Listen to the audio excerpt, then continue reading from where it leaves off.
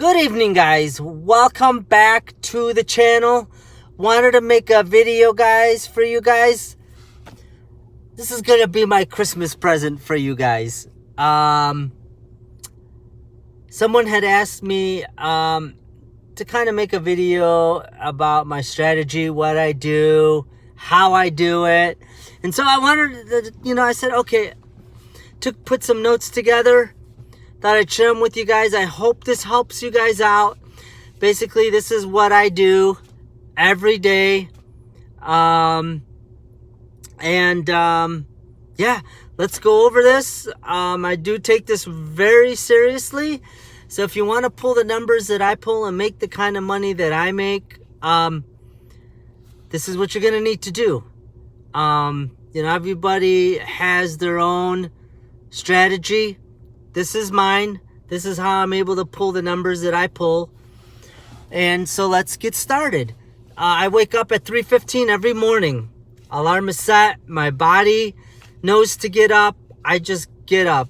Throw my pants on. Throw my shirt, my shoes, make a cup of coffee. And I'm out the door. Usually have the app online by 3:30, 3:40. I just get in the car and I wake up in the car. That's pretty much all there is to it, is just getting my butt in the seat and having the app on at 3:40. I'm very strict about it. Like I said, I take it really seriously, guys. If you're tired, break up the day, but definitely make sure you're online by 3:30, 3:40. And then just put in your head, hey, by 9:30, 10 o'clock, after the morning rush, I'm going home. And sometimes I do. And I'll start back up and do the evening shift from 4 to 7. So it all depends on how my day plays out. If I'm at the airport, if I do an airport drop-off, then I may be stuck out there. But other than that, I'm usually home by 9:30, 10. So morning and evening rush. Okay. Another thing, I only pick up surge rides. I'm a surge chaser. So every ride that I pick up, they're all surge rides. Here's a little trick, guys. And this will hopefully help you guys make a little bit more money doing this throughout the week. Will add up, right? So when you start seeing surge like this is basically the servers are catching up to the driver's side, right? So the rider servers, getting all these pings, right? But it takes time to translate that data over to the driver app and for us to see the demand. So when you start seeing these, $1.25, $1.75, don't jump on it. Just sit there and wait and be patient. It'll build up. So here's 7 minutes later, it's built up from $1.25 to $3.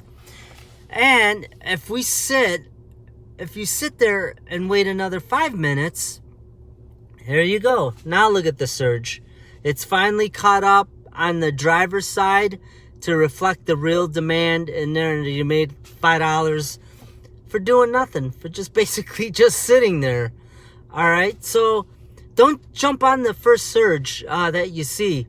If you're in the surge zone or surge cloud, whatever you want to call it, the surge area, just be patient. Here, 421, top left, $1.25, right? And you're gonna wait for it to build up. Here's 7 minutes later, 428, it's up to 250. I didn't do anything, just kind of being patient, waiting for the servers to catch up. So in your mind, you should think, oh, the servers need to catch up with the real demand. And that's basically what's happening. And then if you wait another 5 minutes, right, 428, and I just sit, not doing anything, just watching this, watching the surge, catch up to the real demand on the driver's side. And basically, that's pretty much my strategy. And there it is there. Okay, so keep that in mind. You do that every day, $5, it adds up over the course of the week. So I do chase the surge, depending on how far away I am. Obviously everyone wants a cheap economy ride. I'll leave those to the rookies to take. Once they take those rides and they're off and away, then the surge will start kicking in, because all those drivers already had taken non-surge rides and left. Okay, so to kind of keep these things in mind, surge is usually at the 40s and 50s. So what do I mean by that? At 40 to 50 past the hour, 6:40, 7:40, 8:40, you'll notice this. So if drop someone off at 8:30, 8:35, sometimes I'll turn the app off and I'll wait for surge, because I know it's probably going to be coming. Okay, so always, if you look here, 4:34, right? That's almost at 40 past the hour. So 4:40, 4:50s, high chance that there's going to be surge. So just kind of drop off, wait, see if it comes up, and boom, you made $5 on your next ride, or $3 or whatever, if you're mostly on the east side. So for Chicago, for us, it's being on the east side by the lake.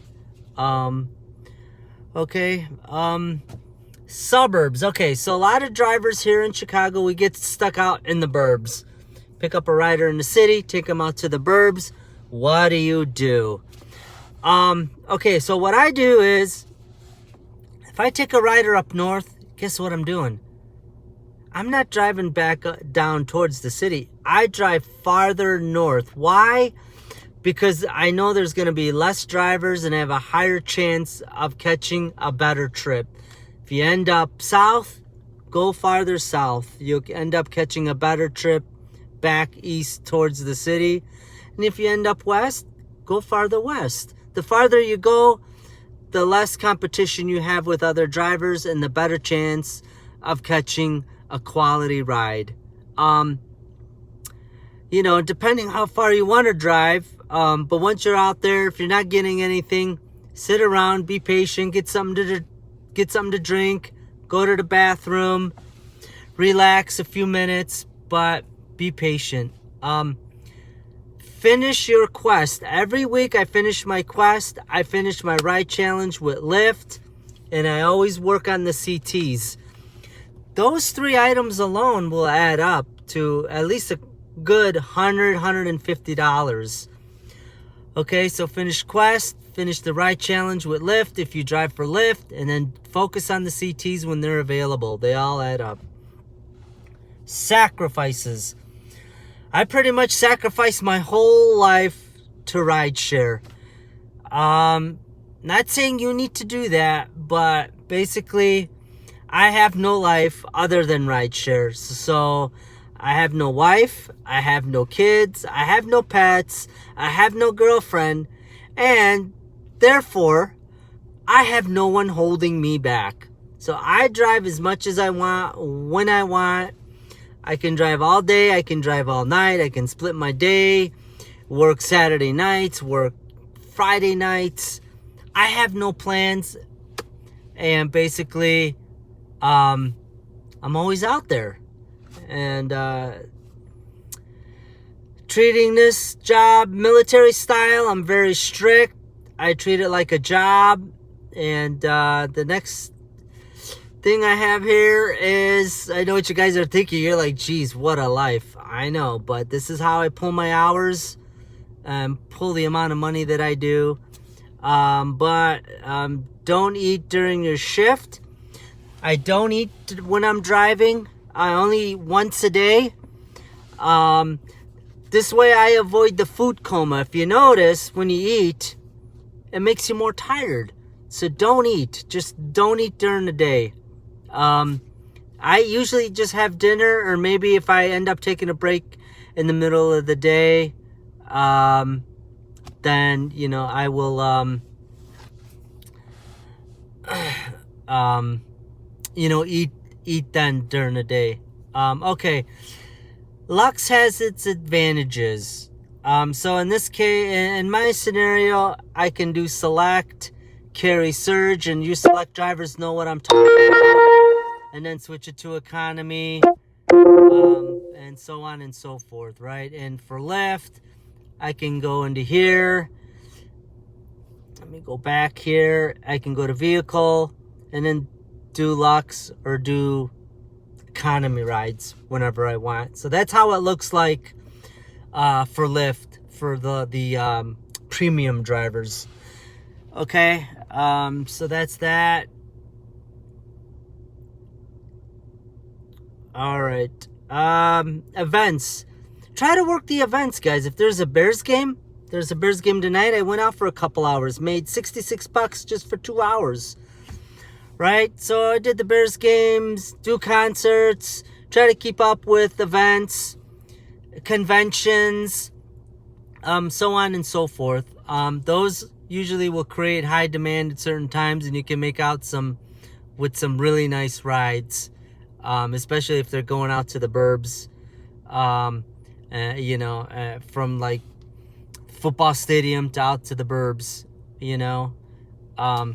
You can catch some really good trips doing that, you know, and sometimes you'll get surged like this, right? Chicago drivers, you know, stay east by the lake. And then another thing I find helpful, and that could help with your motivation to stay out there and drive, is to have a friend to share ideas with. This is kind of nice to talk with someone about your rides, wait times at the airport queue. Sometimes if I have a friend in the lot, you know, say, hey, you know, how long is the wait time in the lot? Oh, it's an hour, but I know it's going to take me 15 minutes to get back downtown. Guess what? I'm going back downtown. I do not wait in the airport queue. Basically, the airport lot is pretty much a jail cell, right? So you got 200 or 300 drivers. Good. That's 200 or 300 drivers less competition that you need to deal with. So don't sit in the airport lot. You can drop off at the airport and then just shoot back in the heavy demand areas, you know, for your city. But I do not sit in the airport lot. I'm not going to sit 1 hour in the lot and then pick up a 15-minute ride and make $8. You just wasted an hour and a half to 2 hours for an $8 to $12, $15 ride. Doesn't make sense, right? All right, guys. So basically, this is an overview. You can scroll through here real quick, real slow, so you can catch some of the notes. I hope this helps you guys. My Christmas present to you guys, maybe it'll help change up your strategy to become a better driver. But this does not pertain to everybody. I know some of you guys have families, you know, wife and kids. And one last thing, always fill up your gas tank the night before. All right, guys, thanks for watching, and I will catch you guys on the next one.